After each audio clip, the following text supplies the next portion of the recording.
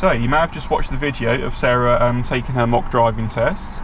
So now we're going to go through the result. And as Sarah's be able to tell you, what was the result of the mock test? 6 minors.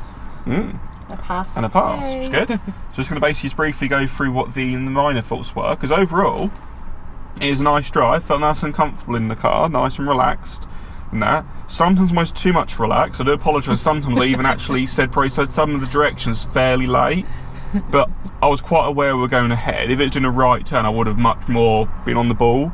Even as it's going ahead, I was fairly relaxed. I sometimes did say the directions a tiny bit late, so just apologies for that. But that's all right. You didn't have to do a lane change or anything, so it didn't cause any problems there. So yeah, 6 minor faults I gave you. I suppose if we start in chronological order, at the beginning, the first one I gave you was use the mirrors change direction. A tricky one on Peace Pottage Roundabout when turning right, third exit. We had the guy in the posh BMW who's got a really big engine. He just basically flew around the corner, if you remember. Yes.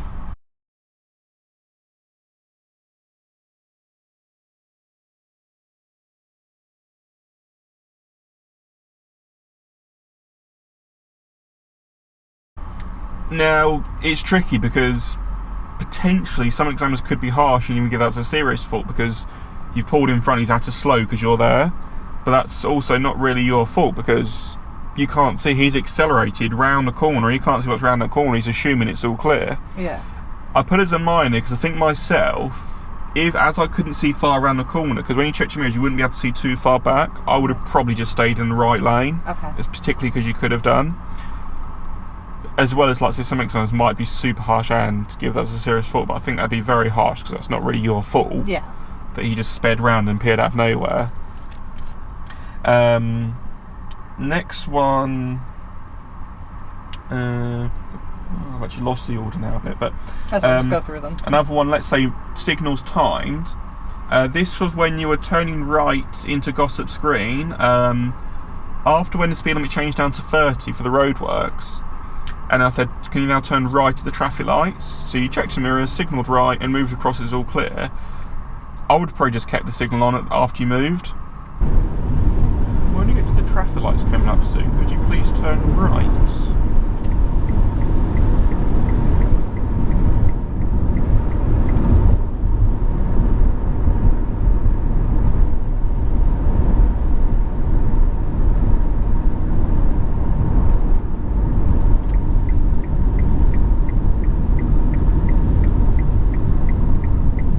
Because bear in mind, if you're in that right lane and you've got no signal on, they're not really going to understand why you're there, and also it means as well they can't overtake you on the left. Okay. I would have probably, particularly as right turn so soon, once you move lanes I would have just kept the right signal on. Okay. But basically you reapplied it just before you moved into the turning box. Okay. A little bit picky, but I would have probably just kept it on and just so that they can overtake you and left more happily in that. Okay. But a little bit picky.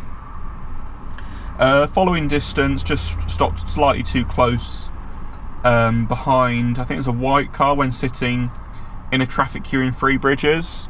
Is it one of the traffic lights? We were just probably about less than half a car length, or maybe about half a car length away. Okay. Maybe just stopped slightly further back when you're stopped behind a car in front. Okay. Turn left.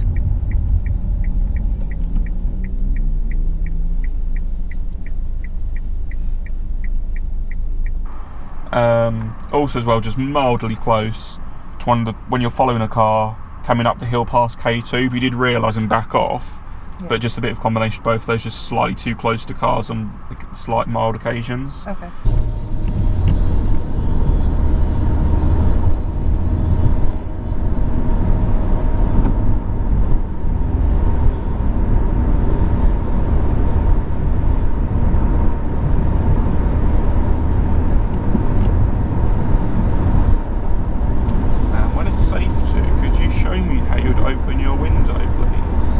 Progress appropriate speed. When you came off Hazelwick was done really nicely though, that you got in the middle lane, which is a good lane to use, and then you positioned nicely as you entered and checked your mirror as well as you came off. And then you probably know it's national speed limit after Hazelwick. Yeah. And basically we're just about 50. I know, of course, it's all new to driving. You know there's another roundabout coming up soon, but there's no signs warning you of it or anything yet. It's all quite clear ahead. The road's quite wide, and it's a 70 road because it's national speed limit. So maybe you could have got to 60, 50. Okay. A little bit slow. You might have seen 1 or 2 people then overtook you because you're a little bit slow. But not a huge problem because another roundabout's fairly soon.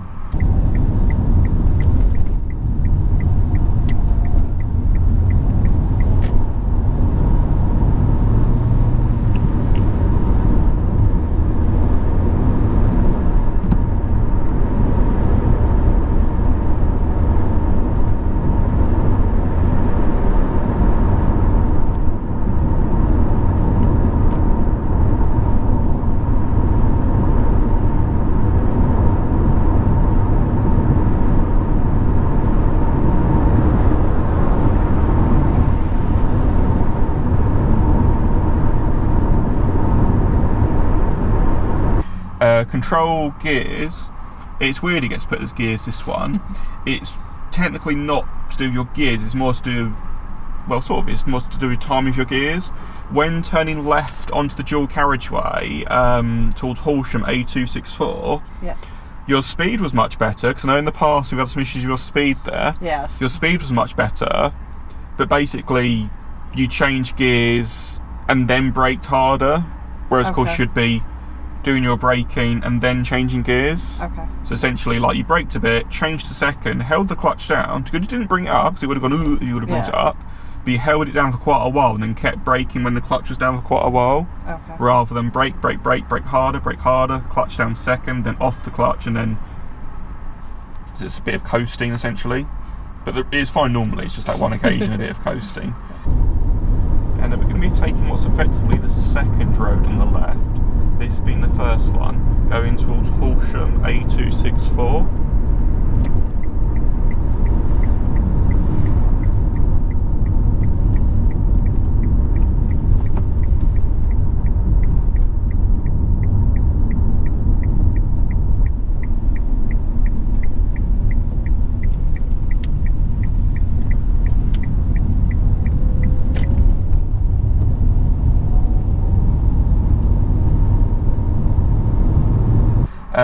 Steering, when going on that slip road, I think you need to relax your hands a bit. Maybe try that thing of having your thumbs like that. Yeah. They're a bit tense, and you notice it just wobbled a bit. You did straight away realise, but maybe a bit tense and you wobbled a bit. It's because it was actually because of the line. I realised the line was still solid, so I went back. Okay. That's why. And then also, then do you notice further along, once you merged on and you changed to fifth, a slight wobble when you changed to fifth? Yeah. Yeah, it's a bit of both of those. Also, it sort of relates as well that you don't feel you have to sort of dive in straight away on a slip road. You've got longer to go on it. Yeah.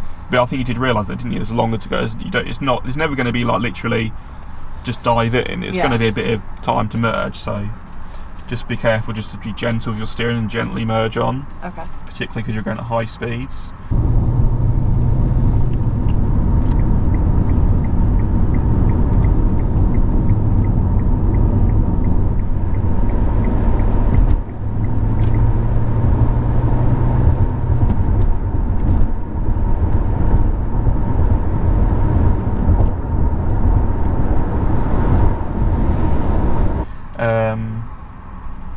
I think that's it. 1, 2, 3, 4, 5, 6.